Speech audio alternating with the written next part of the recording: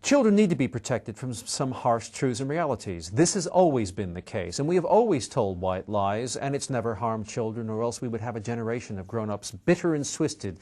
Nowadays, I do feel that because children are receiving a lot of grown-up information through multimedia, through the internet, through television, DVD players, and so on, there's a greater need to have to re-explain these truths to our children by telling white lies, the purpose being to protect them.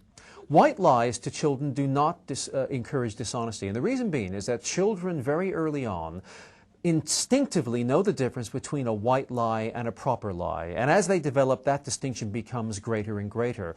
And there's never really a need to distinguish and to sit down and explain to your children there's two types of lies, good lies and bad lies.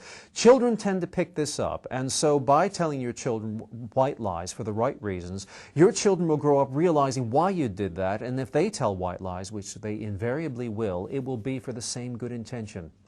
The research that's come out has been inspired by the advertisement by Lotus Thirst Pockets, the kitchen towels, and it's based upon, surprise, surprise, lying, because we always expect advertisers to lie, which is why they produce advertisements. But this advertisement actually uses a scene of a father telling his young son a white lie, and it's very interesting because the son says, how do paper towels pick up water when it spills? And the father says, well, that's because the paper towel has got thousands of tiny elephants embedded in it, and they all suck up all the water, and that's how water gets picked up by paper towels.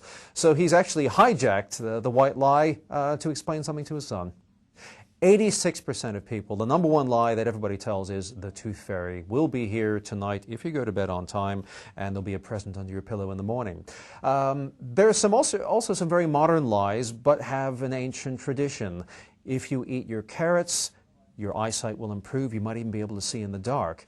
And there's one that I hadn't heard before to do with the ice cream van. And apparently some parents tell their children, when the ice cream van plays a tune, it means he's all sold out of ice cream. One of the things that was very interesting is when I found how do parents currently explain where babies come from, and the story about the stork doesn't wash anymore. Only 11% of parents now say a stork brings babies and drops them down. So there are some old ones, but also some new variations on what we used to hear. We tell white lies in order to protect other people. That's what makes them a white lie as opposed to a proper lie. And I think that any husbands looking at me speaking right now who have ever been asked by their wives, does this dress make my bum look big, will know that there are times when the truth is an immoral thing to come out with. And I think that white lies are here for a good reason. We continue to tell them, and if we didn't, we'd have many marital arguments and probably many more wars than we have at the moment.